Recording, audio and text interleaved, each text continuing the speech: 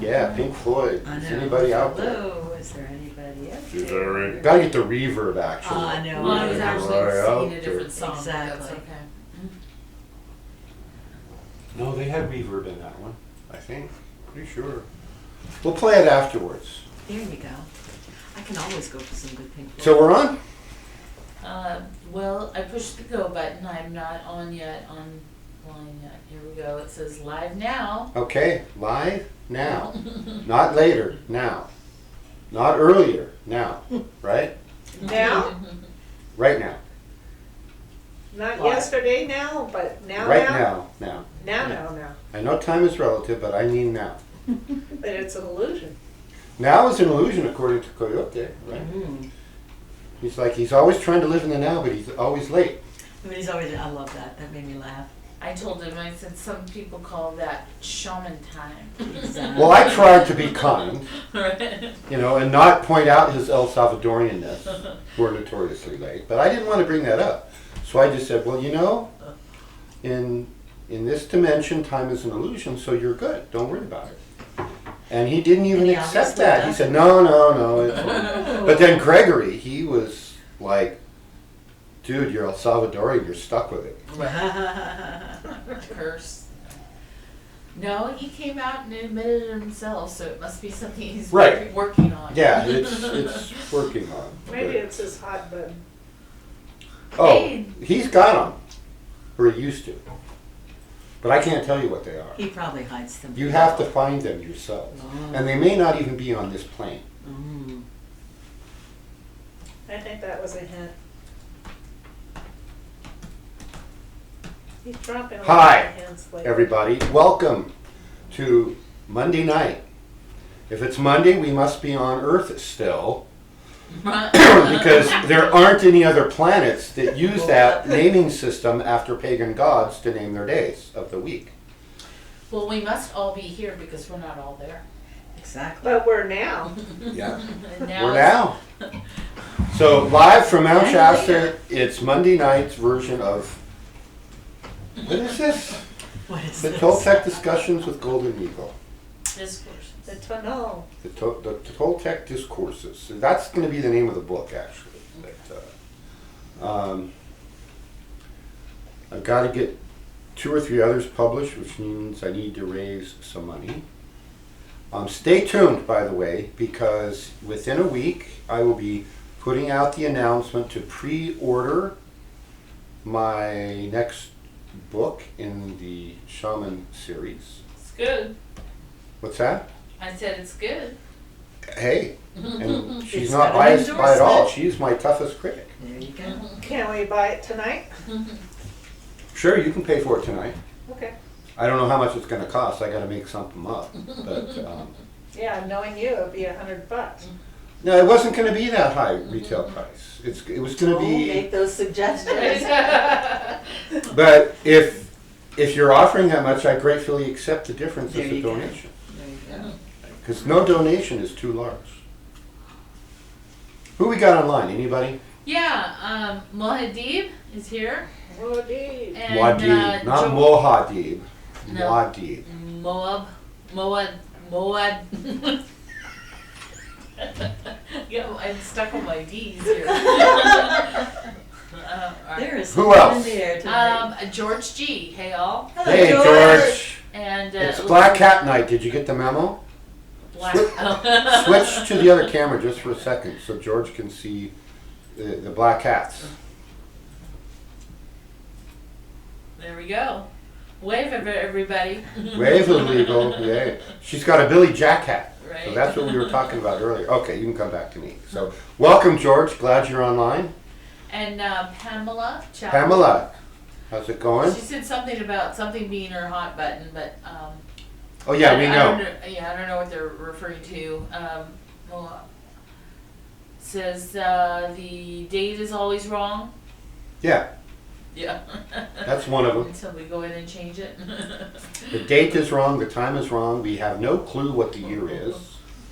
But we're live. But we're live now. It's the year of the Tonal. Yeah, we're trying to master this tonal thing. So, I'm going to start with an announcement. Coming up Saturday, February 22nd. You should hopefully have all received a message about this.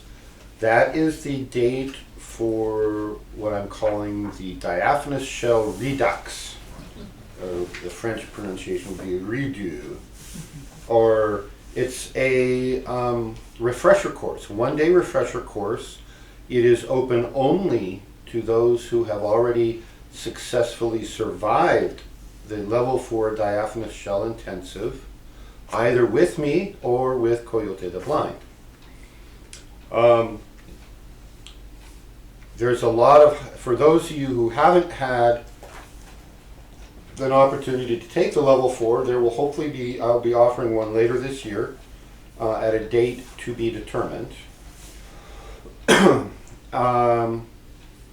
It's highly transformative.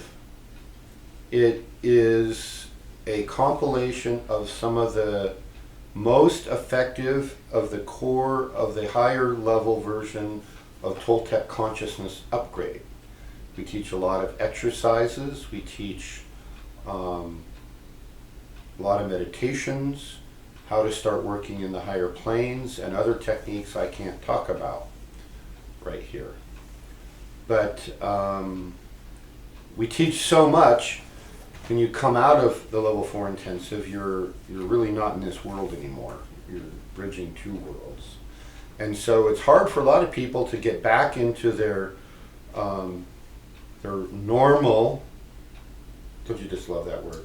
Their normal lives, and remember and utilize all these techniques because it is so transformative. So based on comments and feedback I've gotten from people, I'm going to take everything that was covered in that week, all the major exercises, those key take-home message things that I had hoped everybody would just keep doing, but I'm going to review them all.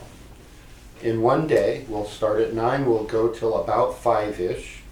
I've already had one person from SoCal, all you Southern California peeps who have your level 4s, who's signed up to take it. So if you have your level 4, I encourage you to join us. Unless you're perfect and you're using every technique every day, then you probably don't need it. But if there's anything from the level 4 class you're not using, and you're kind of like, I'd like to, but I don't remember the instructions, this is your class. The cost is $75. If you come here, that includes a light lunch. If you don't come here, you're on your own for lunch, but the class is still $75. Unless, but wait, there's more. If you sign up and register, and by register I mean pay in full, by Friday the, is it 14th, or did I say the 15th on that announcement? I think I said Friday the 15th, which would be incorrect. It's Saturday the 15th. So if I said Friday the 14th, then it's Friday the 14th, but if I accidentally said Friday the 15th, we'll go with the 15th and say pay by Saturday the 15th, it'll be $60. Oh. So, I'll pay for that tonight. okay, we'll be Me happy to too. do that. Yeah, we got 2 takers. Two I takers. thought we were in a Monty Python for a minute. In a Monty Python Yeah. movie? Well, your skit, it almost sounded like Who's on First. I'm not there yet, but what did you put in this tea? I know, right? I didn't make your tea. Well, why not? I have no idea what I put in this. I don't either. Is there a problem with your tea? No, but apparently she thinks I'm drunk. Oh, okay. And I'm just, Exceedingly happy. this is just normal shamanic behavior. It's Monty Python land. So. Yeah. You know, for It's somebody not who, I can't believe I'm now actually outliving the Monty Python actors. I I know, isn't that Two of them sad? have now passed away. The other one just recently, a couple weeks ago. Just Yeah. to date myself, I saw the original Holy Grail when it was released in the early 70s at Me too. the drive-in theater with my mother. Oh my goodness. Oh, wow.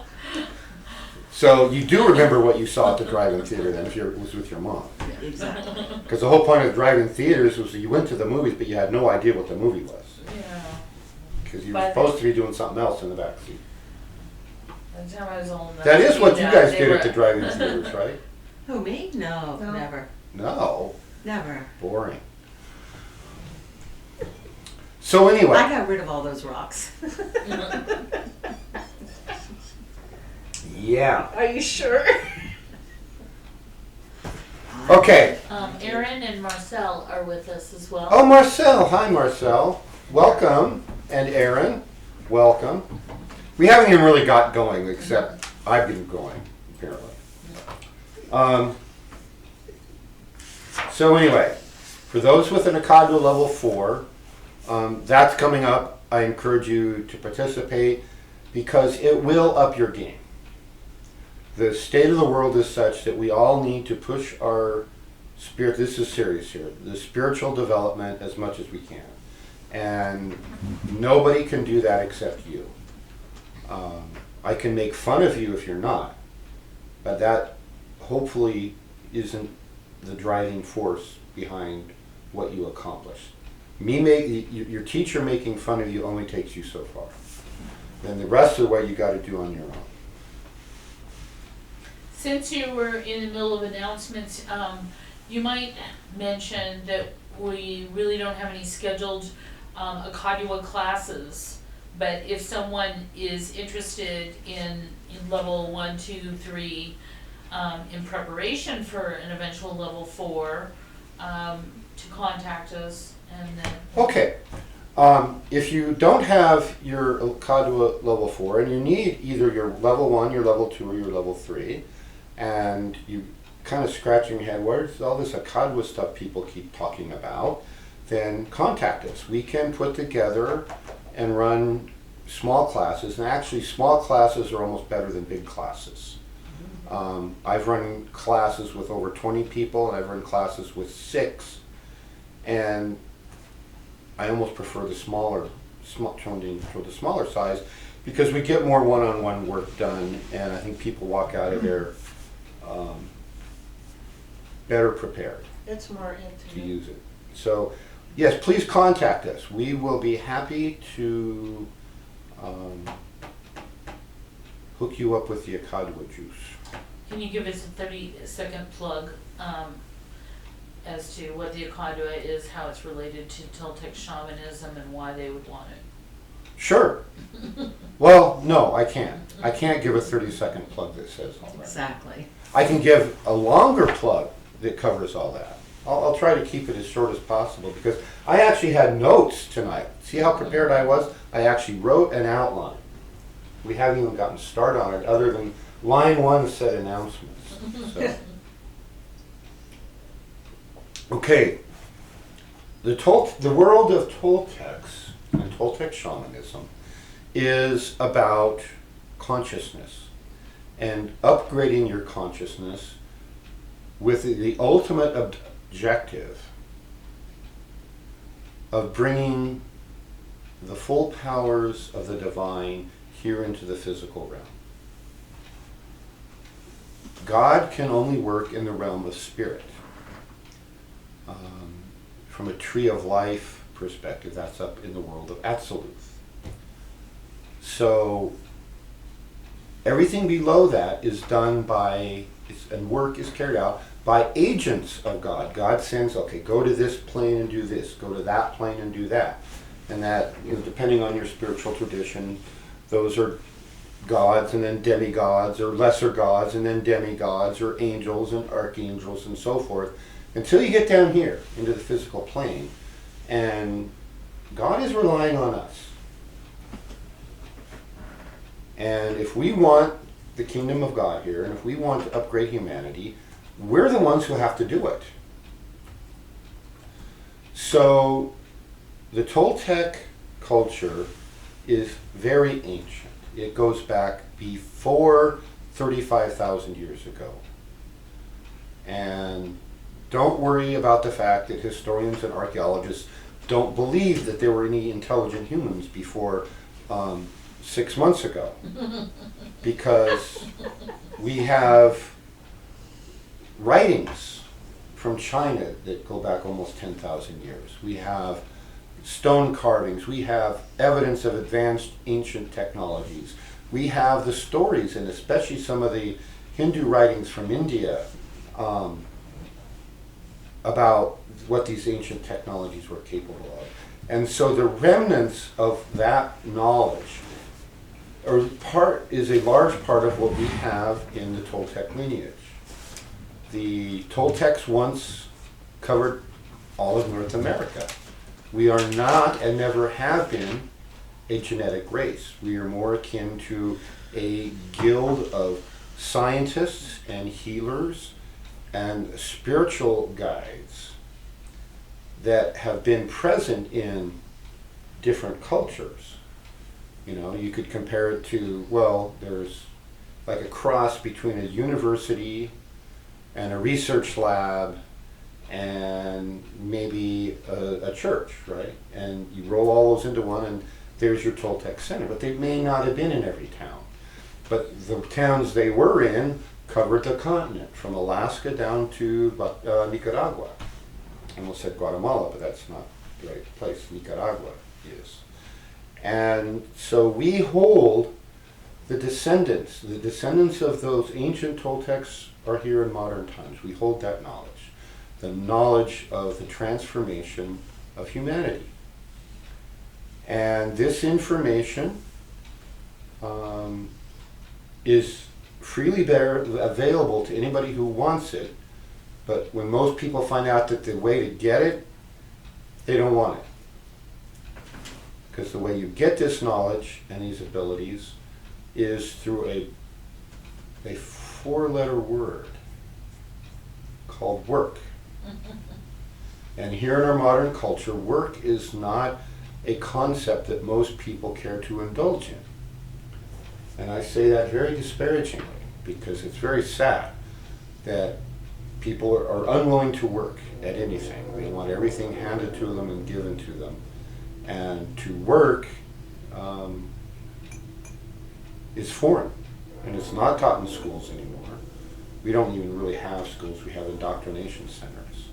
So the key portion of all the process of upgrading human consciousness and using that upgraded consciousness collectively to upgrade and push the evolution of the human race as a whole, the key secret magic ingredient is the form of subtle energy used by the Toltecs, which here in modern times we call the Akadua. And in ancient times it was simply called the power. Well, with the proliferation of everybody's subtle energy systems out there here in modern times, most of which are using the form of energy called chi, which the same energy was called in India prana. And everybody has different ways of doing it, and they rip everybody's book off, and here. They're really just selling Joe's wonderful energy and Mary's wonderful power energy and Fred's cool power energy, and fill in the blank on this long list of names. And pretty much every indigenous culture on the planet had something to do with subtle energies. Because when we get rid of the electromagnetic pollution of modern life, and you get out there away from all that, and humans more living in harmony with our natural environment, it's a lot easier to see subtle energies.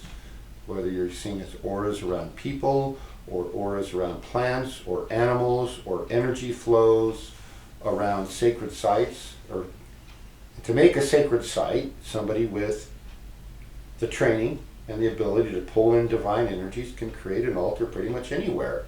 And then you've got a sacred site. And you can see energy flowing from altar into priests or priestesses or attendants or worshipers. And there are, because we are ancient and have links to very, very ancient cultures, the form of subtle energy we have with the Toltecs that we now call the Akadua is has a few unique differences based in modern physics that give us capabilities and ways of using the Akadwa that Chi doesn't have, Prana doesn't have, Reiki doesn't have, Hands of Light doesn't have. None of them have everything that we do. It's extremely powerful. It's used for spiritual work. It's used for healing work. It's used for consciousness upgrade work. And that's taught in different levels. It's sort of like step-down transformers. If you had a 10,000 volt wall socket there and you accidentally stuck a fork in it, there'd be a nice little pile of black powder on the floor. So to make it safe to use, we go from 10,000 down to 1,000, down to a few hundred volts, and then what comes out of here is just 100 volts. So if you stick a fork in the outlet now, it's just, I notice it, but it's not the most happy feeling you can get, but it isn't going to vaporize you on the spot. And so there are 5 levels of Akadwa available in theory. In practicality, most people are only going to be able to get up to level 3. To go from 3 to 4 takes a lot of work. Remember, I did talk about work a minute ago and how abhorrent that concept is to so many people. So most people never get to the 4. Level 1, 2, and 3 are each a 1-day class, and there's a protocol for how often you can do those. And then level 4, when the time comes, is a 1-week process. And it's an intensive, which means you're locked away with little or no contact with the outside world. You can't leave the site where the intensive is being conducted. If you choose to leave, you don't get to come back. You don't finish the course. And there are no refunds when that time comes. And you're told that ahead of time, because for a lot of reasons. And karmically, getting you to commit and buy in is the biggest reason. So the level 4 being a week, you learn a lot, and you're in an altered space, Protected space. a protected space where it's safe to do things and push the envelopes without fear that any dark forces are going to interfere. That's a big part of what I do in that when I teach these level 4 seminars, is I keep the space going. And so level 4, and then above that there's level 5. You can count on about one hand the number of people in the world who have level 5. And in fact, you can count on exactly one hand the number of people with a level 5. So, and I happen to be one. So anyway, that class is coming up. I encourage anybody who's a level 4 who sees this, or above, the level 5s are welcome too if they want to review some of these. Get a hold of us. And if you want the lower levels, give us a call. And that can be done Get a hold of- remotely. Yeah, I've done up to a level 3. I have a level 3 in Australia. He's never come here, I've never come there. We get online, video chat, and it works. The reason it works is through something called electric scalar potentials, and it's a way that subtle energies transmit force, and distance cancels out of the force equation. So distance is irrelevant. Just so you know, we're not making this stuff up. Just real quick, since we're on this, Mohadib has a level 1 class March 7th in Red Bluff. Okay. And she also has a couple level 2s that are looking to get together on February 15th. Okay. Okay. Good for her. Good for you, Muad'Dib. So March 7th, contact Muad'Dib.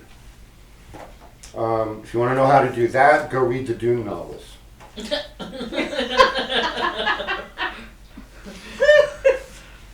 So, what was yesterday?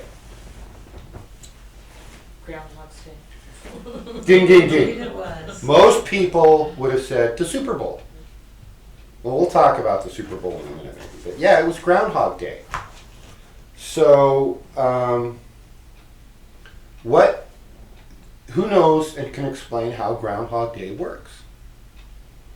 It has to do with whether or not he sees his shadow and whether or not we're going to have more winter or the spring's going to come. Right, so that's the overview. So if he comes out, he sees his shadow, meaning the sun is out, we have more winter. If he comes out and he doesn't see his shadow, that means winter's about over and we're going to have an early spring. Or the date keeps repeating and Over repeating and and repeating and over. We'll get to that part in a minute, because that is part of what I'm talking about tonight. So, where did this notion come from? So there's a, Cameron?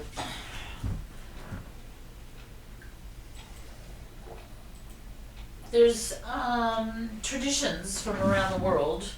One of them is called Imbolc, which is actually specifically it's going to fall more on February 5th through 6th. Right. Which is a cross-quarter holiday in the Celtic tradition, which means it's exactly halfway between solstice and equinox. Mm-hmm. So that's why the date will shift. And so there's been a lot of traditions that like this that have been put onto the Gregorian calendar to just say the first of the month, or in this case the second of the month. I'm not sure exactly where the Wisconsin tradition of the groundhog itself came from, other than I know it's an old world tradition that came to us. Yeah. And it's similar in many rites of passage where a seer, a shaman of some type, then would be determining what the weather in particular would be doing for. For plant, it came down to part, when should we plant? Yeah. Because you plant too early and then it all freezes your host, right? Because you may not have more seed. So, ding ding, that's a good answer. It's actually Punxsutawney Phil is in Punxsutawney, Pennsylvania, and it is an old world tradition. It came from Germany.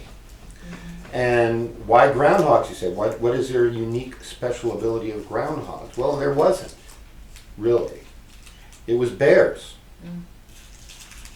The tradition in ancient times involved a bear as a prognostication effect, except because through this trend of worldwide environmental stupidity, in Germany they wiped out the bears and there weren't any more to prognosticate with, so they switched to groundhogs.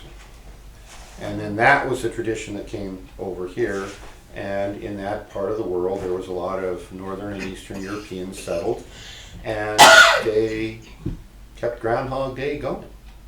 So the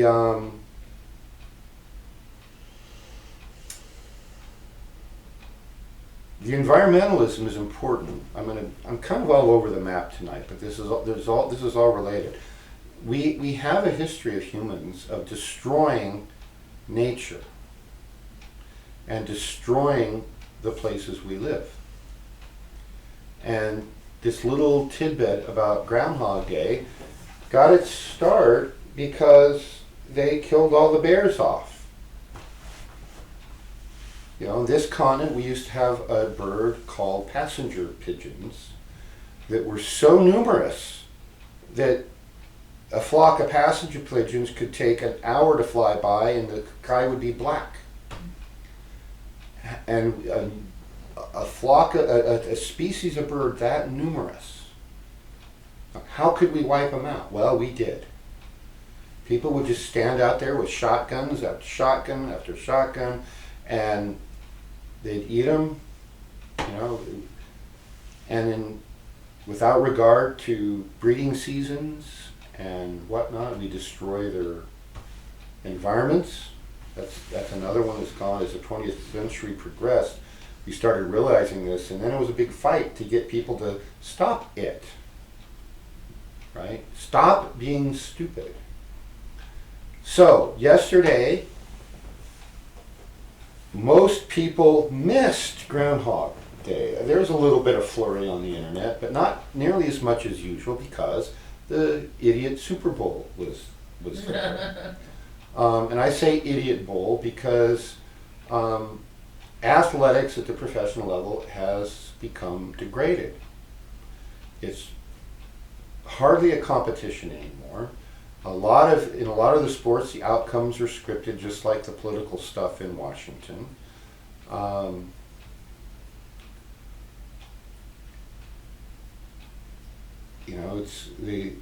This pro sports has devolved into millionaires arguing with billionaires over who gets the biggest cut of pie, and of course, the common people who at the end buy the products that the advertisers are paying through the nose to advertise. We at this level support that, and it keeps the whole thing going. And it's all done to distract people from anything important. And that's not just an idle claim that I make. Did you know that the NFL, National Football League, that hosts the Super Bowl, is treated by the government as tax exempt? No way. They are Wow. tax exempt, yeah. Reason being, they distract the masses. Just like in the book 1984, where Orwell makes a line about, give the people their football and their beer and let them argue about it, and that'll distract them from everything else. That's not the exact wording he used, but that's the gist of it. And so, yeah, the NFL is a multi-billion dollar a year business, tax-free, because it distracts everybody. And for many, many years, it's been used to promote the U.S. military. Almost every NFL game, they always have ads for one or the other of the armed services.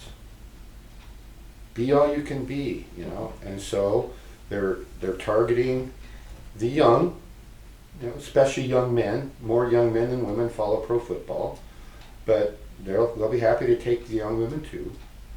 And it's then used to push our war efforts. And the goal, as stated in 1984, is perpetual war. And we're there, right? At least since 2001, which is now 19 years ago, we have been in a perpetual state of war. But when you look back over this country's history, we've been at war a lot more often than we have not. This war that's going on in Europe to the Middle East, that's been going on hundreds of years. Occasionally you get a ceasefire for 10 or 20 or 30 years, but that's about it. World War II was just World War I, which was, just a continuation of several of the wars between all those warring factions in Central and Eastern Europe. And there was just a little bit of a ceasefire there in the 20s and 30s. And by 1938 or 39, then it cranked up again. So the goal is perpetual war, which is to keep people in a state of fear. And it's to make money. So if you happen to own stock in an arms company who sells weapons designed for war, not just for plinking on Saturdays at the old gravel pit, or for hunting your passenger pigeons, you can't do that anymore. We wiped them out. Then, you'll make a lot of money selling weapons in war, especially if the war never ends. So that's what Orwell warned us about in the 1930s and 40s, and that's what we've got now. So how do we combat that, right? That becomes the question.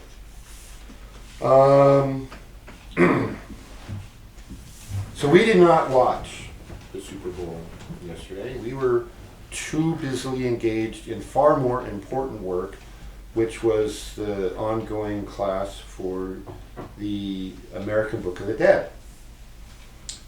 Some of you watching aren't in that class, and it's a 12-week class. It's now 1/3 complete. So if you missed the start of it, you'll have to wait till the next one. I don't know, maybe you'll have one this fall, maybe. If there's an interest, there'll be a class. So I want to talk a little bit about the American Book of the Dead, which ties in with books of the dead all over the world. The ones that I remember for sure that exist, there's an Egyptian Book of the Dead, there's a Tibetan Book of the Dead, there's a Celtic Book of the Dead, Aboriginal? there's an Aboriginal Book of Wow. the Dead. You said Egyptian, right? Yeah, Oh. that was the first And then one. there's Navajo, I think. And then there's, so anyway, And these are just the ones that have survived and Yeah. relatively What intact. about Korea? I don't know. I don't know about Korea or China or Japan if they have a so-called Book of the Dead. There's a research project for you. Mm-hmm. So for those you don't know, the books of the dead are very much misunderstood in Western culture for one simple reason. And that is the reason that in our culture, by Western I mean cultures based in European traditions as they have spread around the world, primarily to North America. That's what we mean by the West, because it's not far enough east to be Asia. These cultures, we have no name, no term for what happens between the time you die and the time you're reborn. And it presupposes that the principles of karma and reincarnation are in fact true. And all I can tell you about that, for you who were like me, unfortunate enough to be raised in a Western culture that denied you your spirituality and told you spiritual lies instead of spiritual truth, what I can tell you is pretty much every religion and spiritual belief system on the planet used to acknowledge some version of the law and karma and some version of reincarnation, including Christianity. Up until when? Nicene Conference. The Nicene Conference, ding ding ding, you're on a roll tonight. Don't ask me the year. I don't have my calendar on. 325 AD, according to our highly inaccurate set of calendars we have. It was 325 when they did it. Of course, the calendar's been changed at least twice since then, so was it really 325 by our current calendar? You need a PhD to figure that one out. But yeah, it was part of Christian doctrine of reincarnation.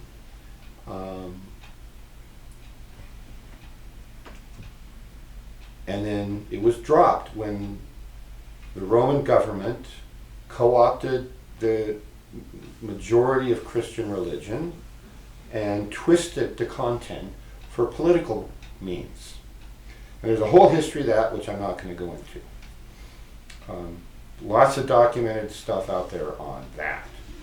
A lot less. It's hard to find when you go looking for the fact that Christianity used to document and expound the doctrine of reincarnation. So, we're born, we have a life, we die, and it's based on how much karma and the type of karma we accumulate, which a lot of it has to do with, did you accomplish what you came here to do, i.e. your true purpose, your divine destiny, you want to call it, your true will is another term I like.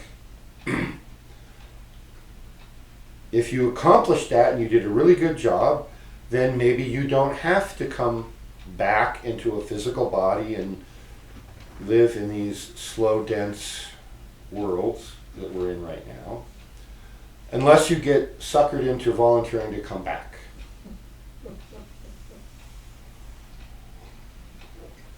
that's ever happened to anybody. So, the best way to get off the karmic cycle of birth, life, death, and then rebirth into some random state or plane or frequency type of world or dimension is to upgrade your consciousness, do what you came here to do, and then be prepared for and learn how to handle life in the your existence in the macro dimensions after you die, after your physical vehicle dies.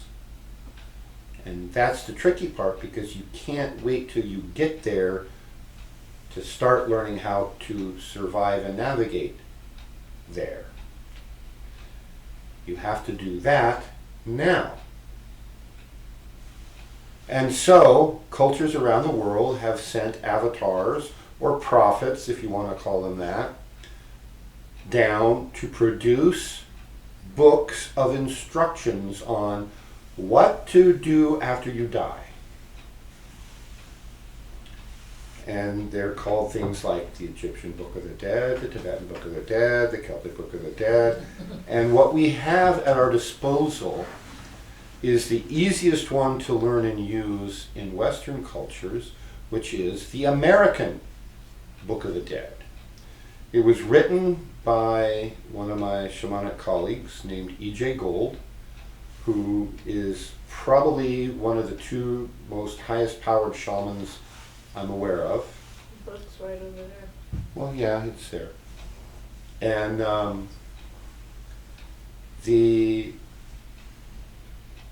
what he did was he took his consciousness into the various chambers of the macro dimensions, and he didn't just take the Tibetan Book of the Dead and translate it.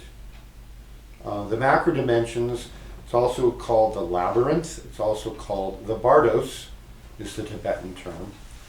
And he actually shamanically voyaged in each of the chambers and saw firsthand.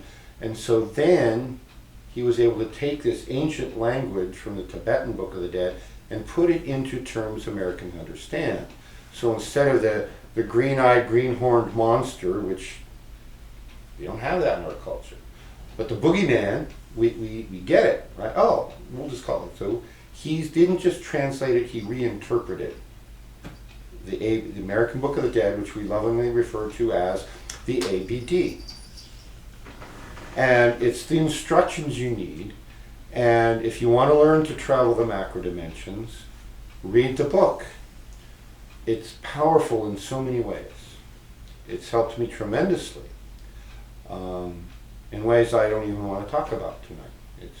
It's off topic to talk about every way you can use, other than I will tell you the American Book of the Dead is a powerful tool, and anybody interested in a serious spiritual path would do well to read it. So that's what we were doing yesterday, rather than dumbing ourselves down by watching the Super Bowl and or its overpriced commercials and or its overpriced halftime show, which I understand was promoting child sexual slavery. What? Yep.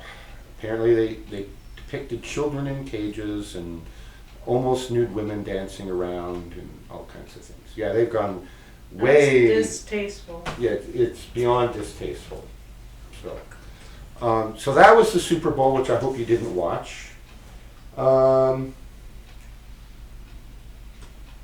had a comment, and then Serenity's online and said hi. Hi, Serenity. Hi, What is Serenity. Aaron's comment?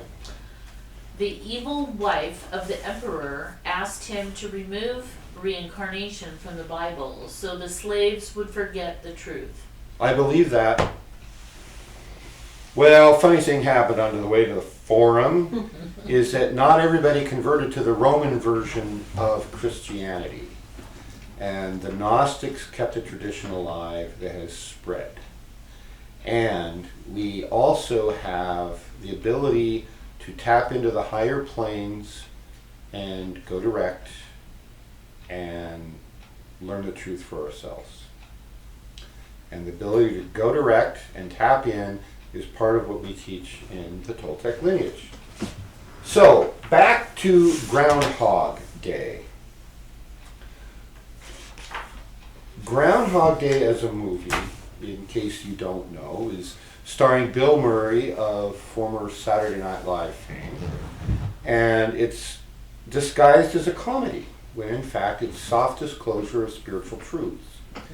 And he's a weatherman, and he's going out to cover the whole Groundhog Day story, and he's really upset about it. And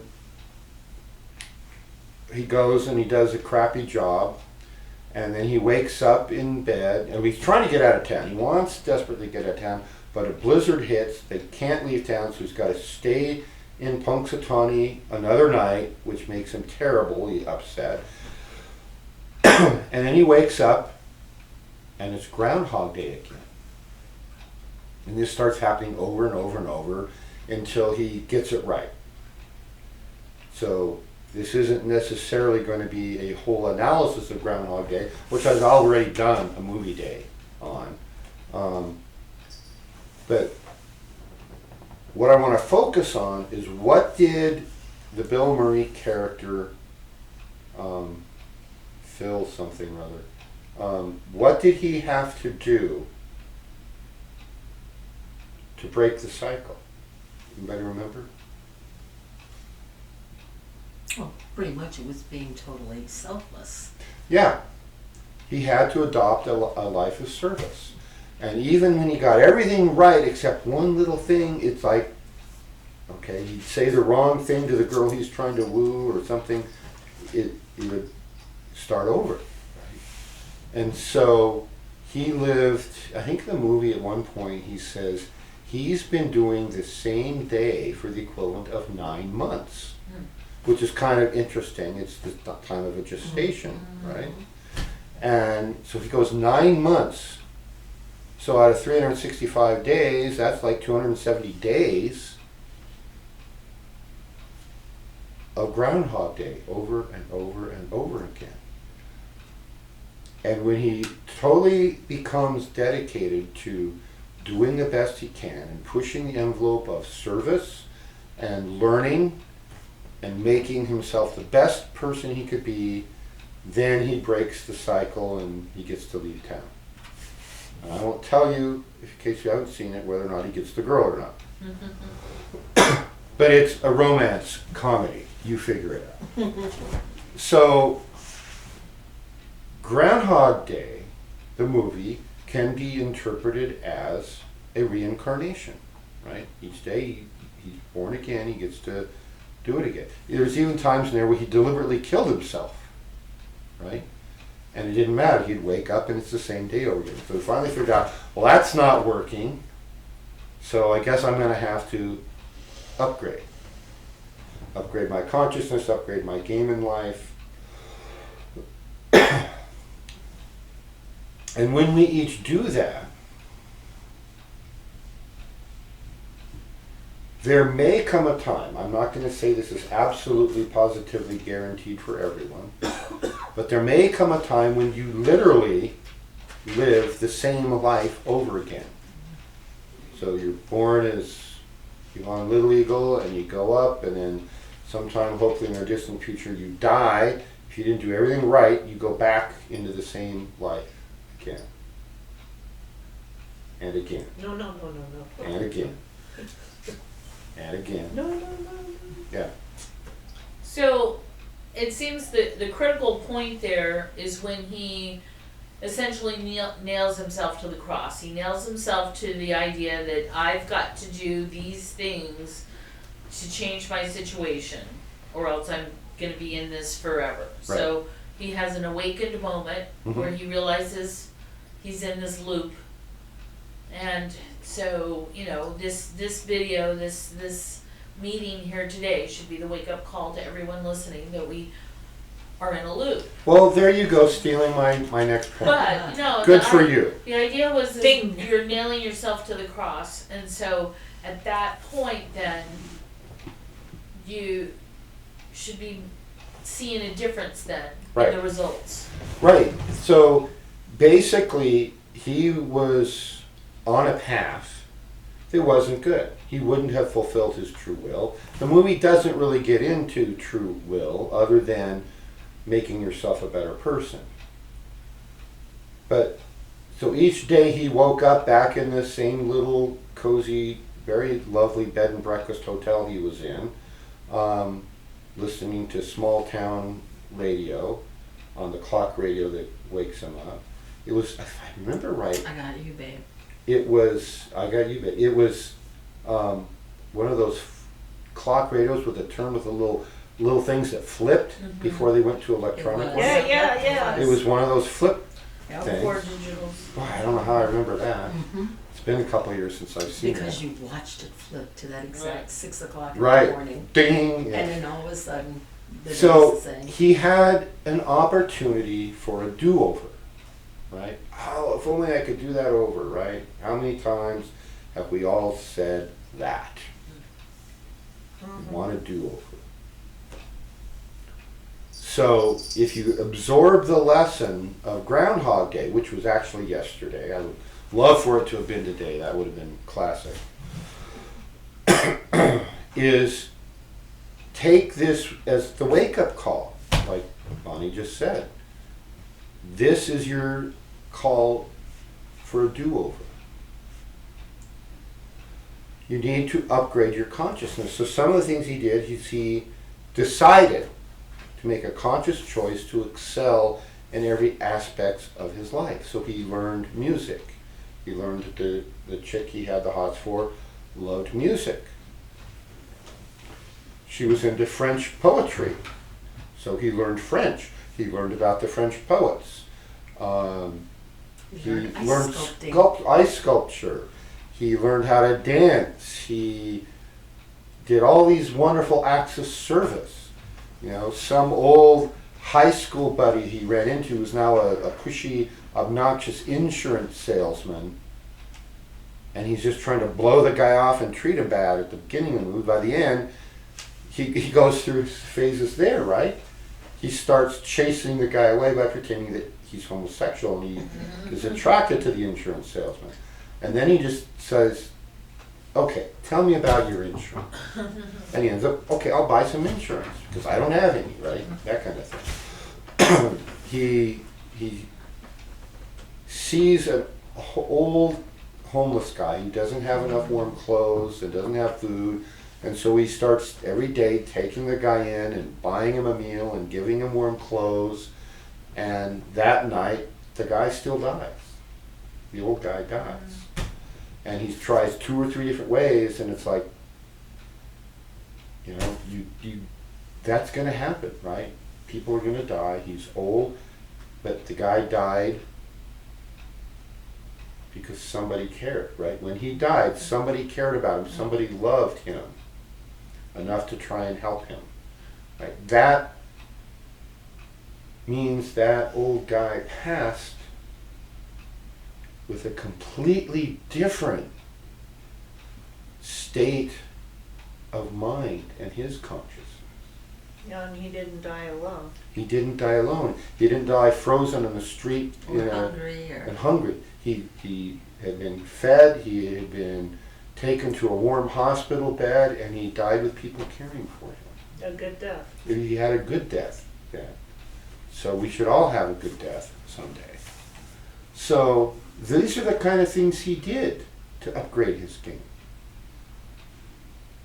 I was just gonna say, just the scenario that you just talked about remind me of when EJ's people were talking about their art studio and how they would observe every day different people coming into the art gallery who had different business, you know, and they, you know, there's a story with each person, and to just watch them from that perspective of, okay, well, what are they here, and how can we help them do their business, whatever it is. It's not like trying to sell them something.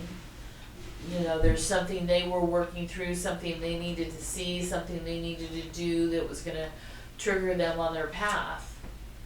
And so, you know, what he's done is he starts stalking the his reality. The Bill Murray character. Yeah, Bill Murray starts, he starts watching, okay, well, what Yeah, he can be first adjusted in here? he started stalking for very selfish reasons. Mm-hmm. Like he sees some very good-looking woman at the restaurant having breakfast. He doesn't know her, so he just walks up to her one day once he's figured out this is going on. He says, "Hi, where did you go to high school? And what was your 10th grade English teacher's name?" And she tells him, "Oh, okay, thank you." And so the next day, he sees her again. He pretends to have been in her class, and she doesn't remember him, but then he gets to have sex with her, right? So he starts stalking from a very selfish point of view until he starts falling in love with the main lead female character, who the actress was Andie MacDowell, if you know who she is. And so then he starts stalking her, and his motivation was to get the girl. So even though he quote unquote did everything perfect, his intent was still just to get the girl. It was sort of like she was a prize. And it never quite worked. He always did one little thing wrong and that would end it. He'd get slapped in the face or something. And it wasn't until he gave up on just stalking her as if she was a target or a piece of game to conquer, and started embracing being a good person for the sake of being a good person, like helping the old guy and timing his morning walk so when the kid falls out of the tree, he catches him. He's right there, catches the kid so he doesn't break his skull and die, and he sets him down. The kid freaks out and runs away. He's like the old ladies in the car. He's there with a jack and a spare tire. So as soon as they come to a stop because these two old ladies couldn't possibly change a tire now, he just jacks up their car and changes it. He's doing this out of a true desire to be of service. And that's when he breaks down. It's not just, I'm going to stalk the situation and try to get something. He had to give that up, right, in order to break the karmic cycle. So whether it's the same lifetime over and over, or whether it's multiple lifetimes serially in this plane's time frame, very erroneous time frame, by the way, it's that attitude of service. Because we're all in this together, right? So this is the Toltec way of, we upgrade our own consciousness, we work in a group, we create a group mind, a group consciousness on the higher planes, and we do work there. And we can affect the consciousness of humanity there. So the political system right now is getting cranked up into its once every 4-year mode of lies and mudslinging and deceit.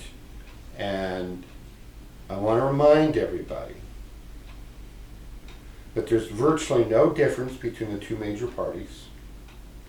The left hand and the right hand belong to the same puppet masters. Everything that you see in the news is being done to create division and fear. It doesn't matter who's in the White House, it doesn't matter who's in the Senate or who's in the House of Representatives. In my lifetime, I've seen at least 2 or 3 times when each of the major political parties have had the opportunity to control the White House, the Senate, and the House of Representatives at the national level, and they still can't get things done that they said they wanted to. Why not? Because they don't have permission to. When they try to do something and create real change, that's when presidents get shot. The biggest mistake John F. Kennedy made was he announced that there's basically what we would now call the deep state. There's this government behind the government, full of corruption, designed to enslave the American people, and before I leave office, I will reveal all the truth about that. And it was like within a month he was shot. So his mistake was announcing that he was going to announce. Right. He should have just gotten the proof together, kept quiet, and then announced it. President decides he's going to address the American people. He just, I feel like giving a speech today. And he tells all the networks, and they all show up with their cameras, and he's got live TV into every household in the country. And then you announce it. And you hold up the pictures, and you have the documents, and you have copies prepared, and here's media, this is what's going on, and this is what we need to do to stop it. And you announce it, you don't give your enemy warning of what you're going to do. That's where JFK, I believe, made his mistake. So don't be, let's see, this is now February, right? The election is the first Tuesday in November, right? So we've got 11 months, 9 months, a gestational period. So somebody could get excited about the Super Bowl and become very amorous with their partner and get pregnant, and they could deliver on election day. Right? That's 9 months. We have a gestational cycle here where for 9 months you are going to be inundated with news reports that have no other purpose than they are trying to be divisive and induce fear. So ignore it. I can guarantee you there will not be any candidate on any ballot for any office that really talks about the issues. They will not talk about how to fix the issues. Because just like this war, it's not how, they have no interest in ending the war. They have no interest in fixing the issues. They being the politicians who are the puppets of the people behind the scenes. So ignore it. Do not put your attention on that political process.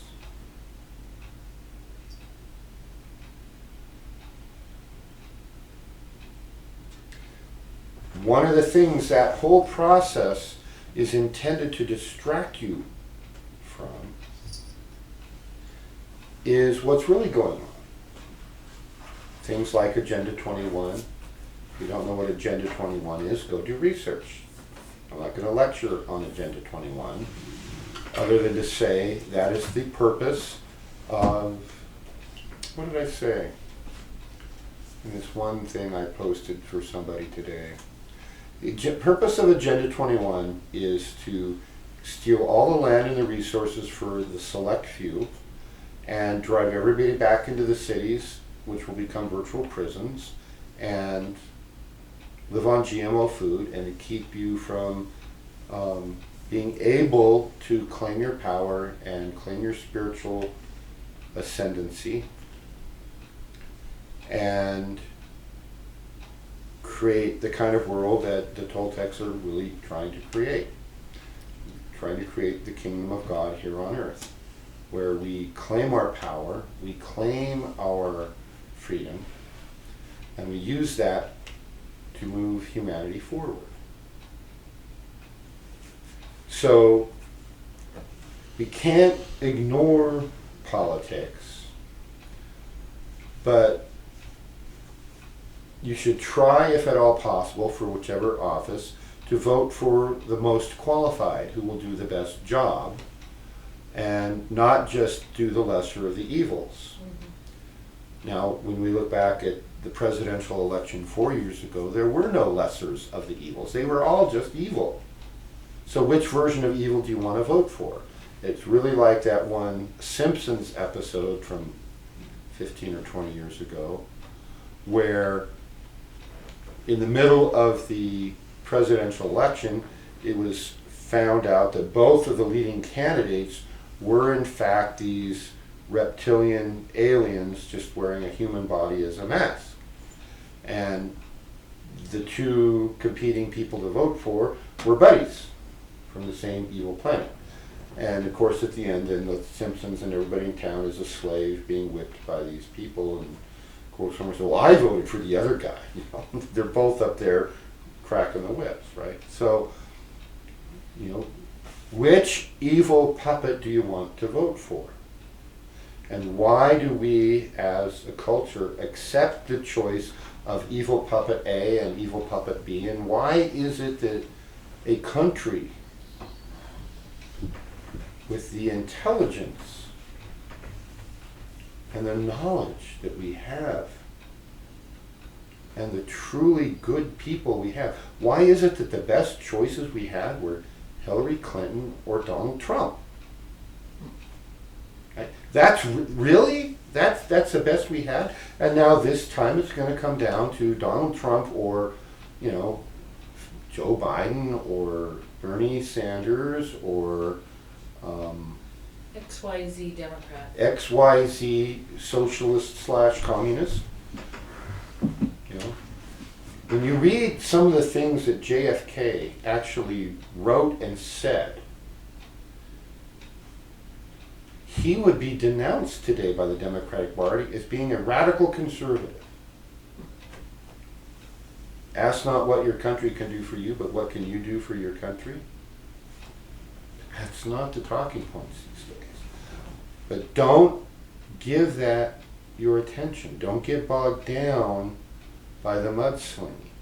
Pick a candidate based on the facts. If you don't want to pick a candidate because the facts are they're all bad, then don't pick one. But don't allow yourself to get bogged down in the mudslinging. Remember George Bernard Shaw's admonition, right? You don't get to answer.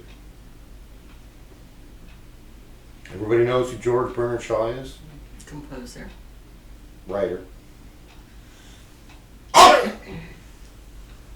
He once said, never wrestle a pig in the mud. You both just get dirty and the pig enjoys it. Mm. I've That's heard a that good one. before, but I didn't know who it was George Bernard Shaw. attributed to. The wrestling the pig in the mud is the whole purpose of this divisive, lying propaganda in the media. They want you wrestling in the mud because then you're distracted from your own consciousness upgrade process and not able to then work in large enough groups to change the human collective consciousness. Wag the dog. Wag the dog. No, that couldn't happen, could it? Well, we have ISIS and Al-Qaeda and all these other terrorist groups that it turns out we created. After Al-Qaeda was defeated and we'd gone into Iraq and won that a little faster than anybody thought we would, we suddenly realized to maintain the perpetual war, we needed a new enemy. No, we also trained Al-Qaeda. We trained Al-Qaeda. Osama bin Laden was a CIA operative for years, and we still have no proof he's actually dead.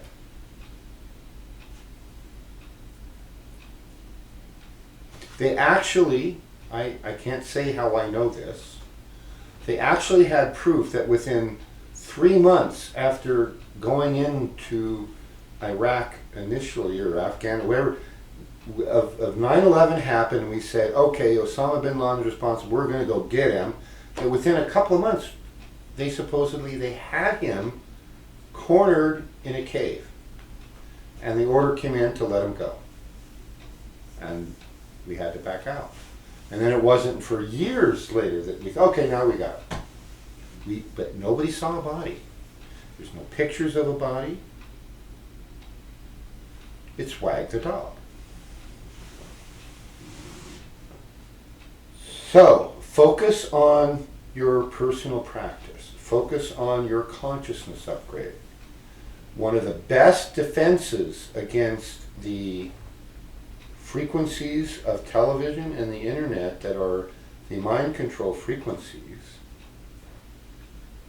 the best defense you can have against that is the Akadwa, applied with intent.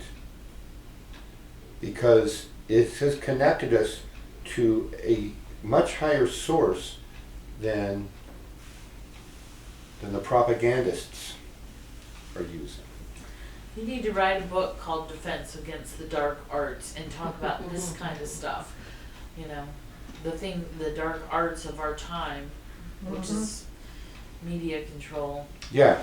Well, there's a lot out there if you go looking. And I touch on this ever so briefly in my book, Heal Your Life, Heal the World, when I'm talking in the chapter about mental and emotional health of individuals in society. And one of the technologies that was developed is like the old-fashioned subliminal programming, with the pictures of the popcorn in the movie, and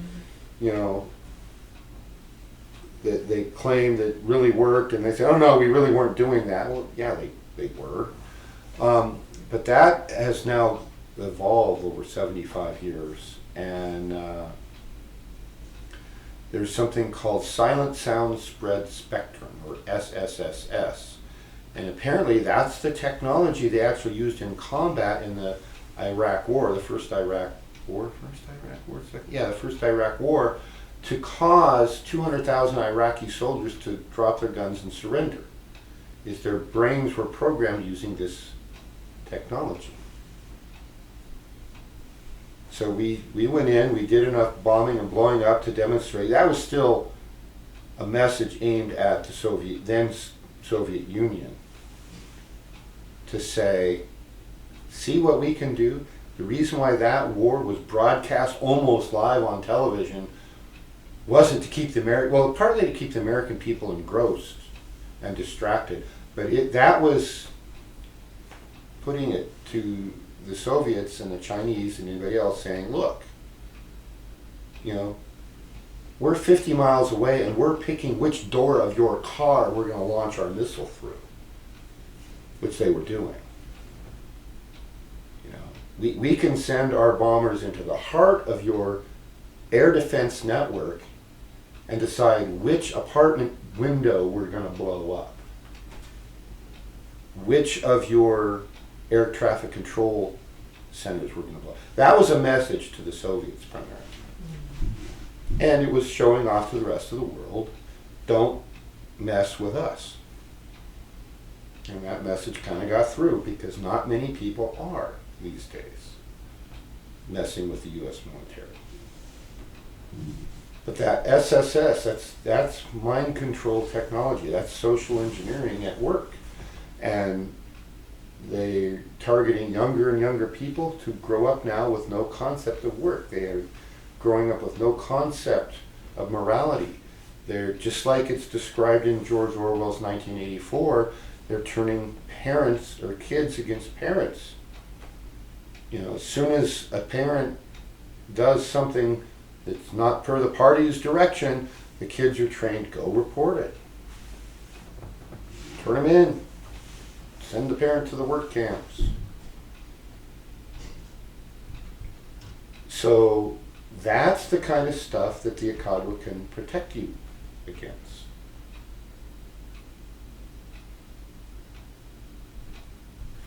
So get the Akadwa. If you don't have it, you need it. And focus on your consciousness upgrade. It's going to be hard to escape the politics in the next 9 months, but watch it as the stalker. Watch it as neutrally as you can.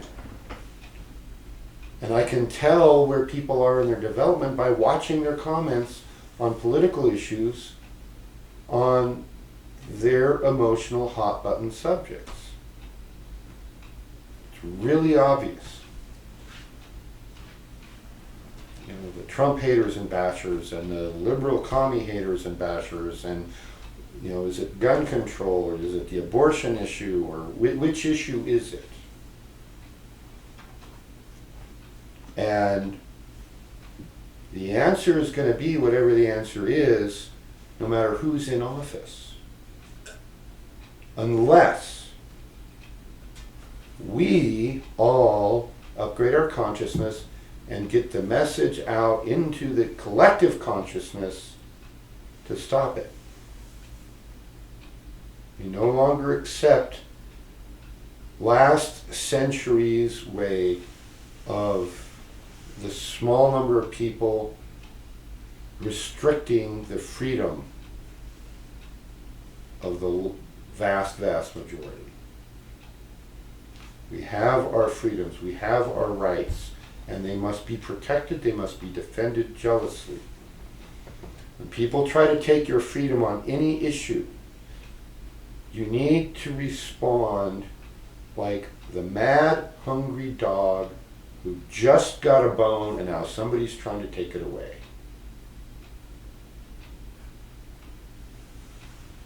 They're now jailing people in Britain for offensive Facebook posts. So somebody is now the thought police, literally. Thought police is a term from George Orwell's 1984. They sit back, they watch you, and when they got enough evidence, they snatch you off the streets and off to the re-indoctrination centers you go, where they torture you until you change your ways. Freedom of the press, freedom of religion, or the free speech are the biggest ones under attack. And in this country, the only thing stopping it from being wholesale, of course, is the Second Amendment, the right to keep and bear arms. That's why that one is under attack in so many places. And as we just saw in Virginia, the government's having to start back down from their plans to confiscate guns. They just said, well, okay, too much crime, so we're going to confiscate everybody's guns. Congress shall make no law that would infringe upon our right to keep and bear arms. It's our right. The government can't interfere. The Constitution didn't give us the right to defend ourselves. We already have that. That comes from God. To be a free individual. Even the Dalai Lama says, if somebody starts shooting at you, it's very reasonable to shoot back. Even he gets it. Even Christ grabbed a whip and drove out the moneyletters who were defiling the temple. You have freedom now in this country. You have opportunities that have seldom existed in the history of the world.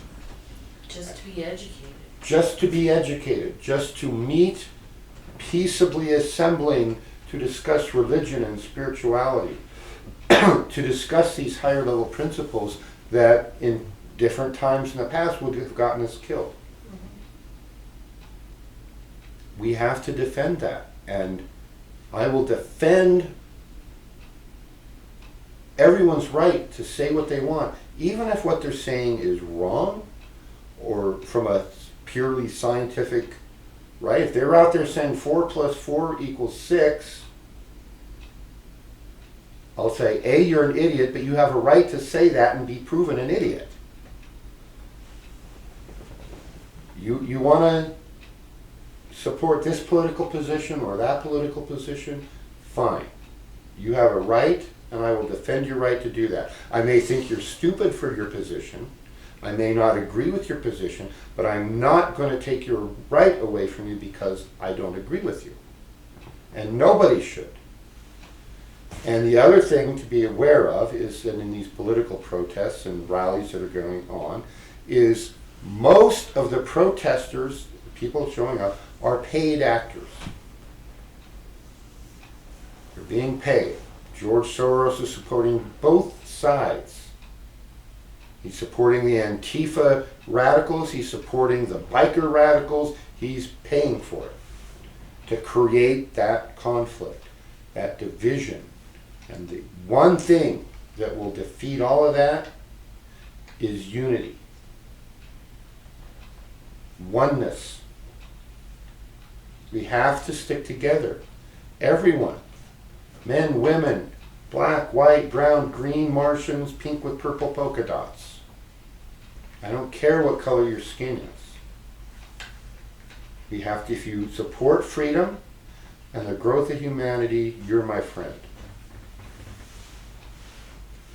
So, you got 9 months. You've been warned. Don't put your attention. It's time to groundhog it, everybody. Go all in on improving yourself, raising your consciousness, and helping the collective consciousness go beyond the artificially created limitations that have been holding us back for centuries. Time of service. Yeah. So,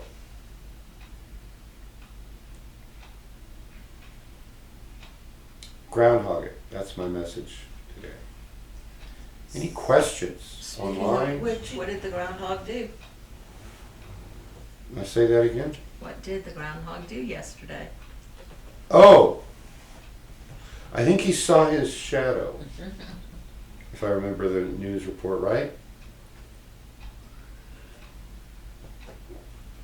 Apparently, historically, I saw this today, the groundhog has been 39% correct in predicting winter versus fall, Okay. which is still better than most people who predict the winners of the Super Bowls.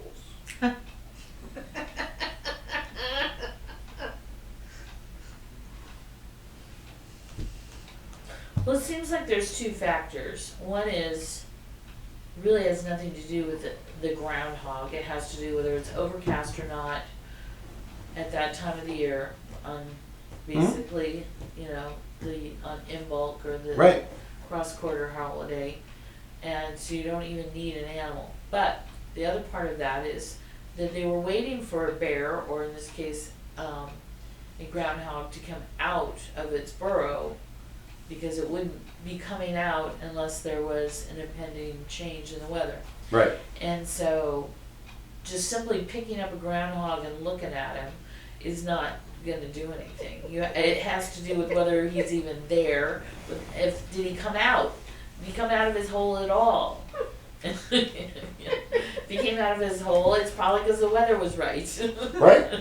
So there you go, using logic and common I know, sense. it's what got me burned at the stake last time. So, any other So comments, witches questions don't learn, online? right? Apparently, having groundhog. Just a few offhanded comments. This is going clear back to the Book of the Dead. Marcel says the truth. You only have to worry about dying as long as you believe the stories about death. How to get off the cycle. Wake up from the dream. Pamela says the Outbreak commercial from the Super Bowl is Bill Murray and Groundhog Day. Marcel says so many subtle snags keep us bound to this world. Pamela states that JFK double-crossed the mob. And Aaron said, where is Hitler's body sounds familiar? Yeah, well, Hitler's body is probably buried now somewhere in South America. He was alive after he was supposedly dead. The FBI saw him in South America. They Yeah. have pictures of him. Right, yeah. He was allowed to escape. He was allowed to escape. So they just took some random body and threw it in a hole and threw gas on it and burned it and said, there it is. It's unrecognizable, but trust us, it's him. And just like Bin Laden and so forth. So, yeah, if you haven't seen Wag the Dog, that's a good watch. If you get the principle that they can create through the miracle of modern motion picture technology the appearance of anything. I mean, heck, if they could make the Lord of the Rings look real with orcs and ents and giant beasts and flying dragons that the Nazgul rode around on, and they look totally real. I mean, how do you know that footage on the evening news wasn't faked, right? I mean, they show different things. Just in the last year I've seen people showing an explosion, and this was terrible, and it's like, wait a minute, that's the same footage from a different place 2 years ago. And they just put a new caption on it, trying to make it. So wag the dog is in fact going on at a certain level. When they're trying to tell you something happened, but they don't have a footage of it, but they just put a new caption. So, anyway. Did you ever read Sarah's question? She sent you one. Oh, I did. That's a good question. Let's talk about that before we go away. So Sarah's question, without revealing too much, is how do you discern whose voice in your head you're listening to? How do you discern if you're getting an intuitive hit that something's going on and you should pay attention, or it's just you and your ego mind spinning things up out of control and you need to make it go away? So good question. Thank you.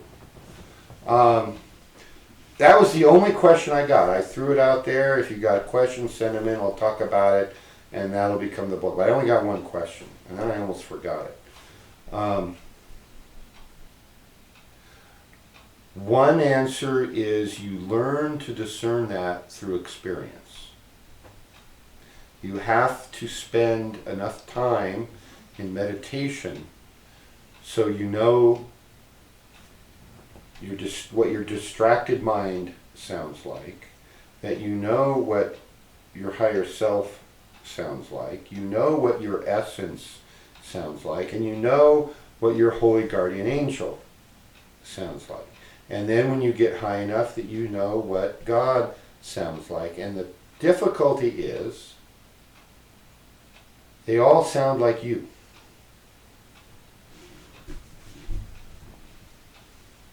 They aren't necessarily all you, but that still small voice in the head,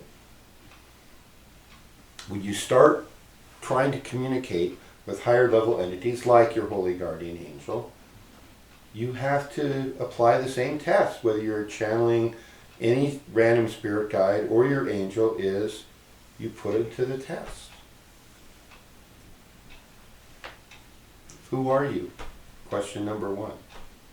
If they won't give you their name, send them packing and ignore anything they say. And you have to be ruthless with that. Absolutely ruthless. You will learn to discern your daemon. You can learn to discern your own essence. That one in my mind is even harder to get than talking with your holy guardian angel. And one of the aspects is content. What are they telling you? And so it's really that how many hours have you spent meditating to mate with the intent of contacting your angel and then listening. Just listening. And then testing the advice that you get. So the short answer is experience and work. Test them, test the voices, and there's going to be very subtle differences in tone and style of communications. So especially when you're getting things that are wise and repeatedly accurate and repeatedly use language that isn't yours. The voice may sound like you, but I would never say that. It's like when Bonnie wrote that thing for the Avatar event. You said I didn't. Those aren't words I use. Right. Remember? Yeah. Then you will start to notice the distinguishing. It's like identical twins, but when you look close, there's these little subtle differences. I had a couple of friends growing up. They were a couple of years ahead of me in school. who were identical redheaded twins. And Barry and Larry were their names. And you know, from across the room you couldn't tell them apart, especially if they wore identical clothes. But once you got to know them, there was little subtle things like a freckle in a slightly different place. They're red-haired with freckles. Identical twins, but their freckles weren't identical. Mhm. You know, so there's things there in that whole makeup that are non-genetic, right? And those are the things you start to pay attention to when you meet identical twins. And so when you start talking with your essence and your holy guardian angel and listening to your ego mind, the monkey mind, you have to pay attention to those details. You have to know who you're talking with. And other than me telling you that that's what you have to do, I can't do it for you. And that's something that you have to learn. It's experiential. So, I hope that helps, Wati. I was just gonna add that it's not just the voice, sometimes it's the direction of the voice. You know, is it coming from above or next to you or below you or, you know, sometimes I just get an image of someone's face or something and when I start questioning them, well, who are you? Why are you in my field of vision? If they can't explain themselves, I banish them and they just disappear, you know, where there's an effort to communicate with a guide if they're trying to communicate with One of the things you can do is establish a routine where you are going to, and tell your angel, I'm going to come in and every day at 5 a.m. I'm going to meditate and talk to you. And if you want to talk to me, that's the time to talk to me. Unless, you'll get those subtle promptings the rest of the day, like don't cross the street now even though you have a green light. And then somebody just ran the red light and you would have been squished. So you have to listen to those kind of promptings, but establish that this is a good way to learn. Establish those regular times for talking to your guides or your angel. And when you do the meditative processes, you have your sacred space that you control and you don't let anything else in. So then it's down to you and your monkey mind and your angel are the only ones there because your monkey mind's already with you. And that can help. She says it's not always a voice but a feeling. Feelings are probably as good or better. But the same principle applies.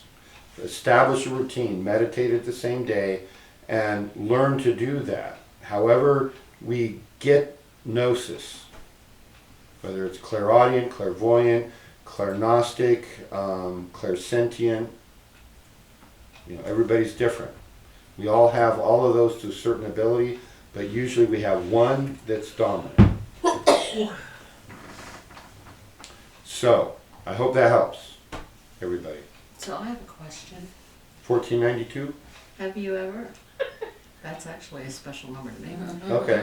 Have you ever done the banishment and the energy still didn't leave because it was one of your guides or something and it just hadn't made the right contact?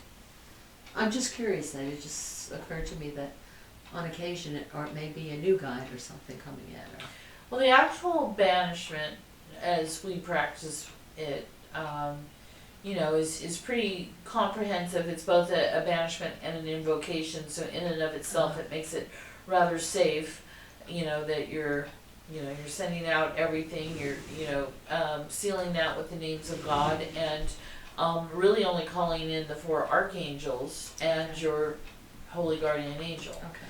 So in that process, it's a relatively safe place, to call that in. But let's just say in an informal setting, like working in, a massage room where maybe you share this with other people. And so you want to come in and you want to kind of cleanse that space.